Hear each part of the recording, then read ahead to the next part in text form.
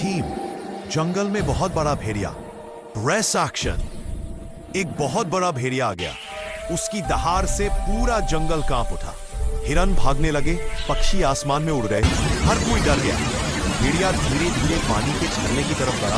उसकी आंखें लाल चमक रही। जंगल के राजा शेर को खबर मिली। उसने तुरंत सब जानवरों को इकट्ठा होने को कहा। शेर बोला, अगर हम डरेंगे तो हार जाएंगे, हमें मिलकर सामना करना होगा। हाथियों ने अपनी सूंड से रास्ता रोका। भालू गरजने लगा। बंदरों ने तेरों से आवाजें की। जब भेड़िया पास आया तो पूरे जंगल ने मिलकर इतनी तेज आवाजें निकाली कि भेड़िया रुक गया।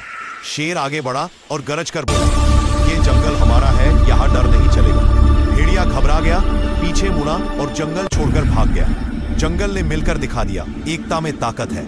अगर तुम अकेले डरोगे तो हार जाओगे, पर मिलकर खड़े हो जाओगे तो कोई भी डर बड़ा नहीं होता। लाइक और सब्सक्राइब कर दीजिए गाइस।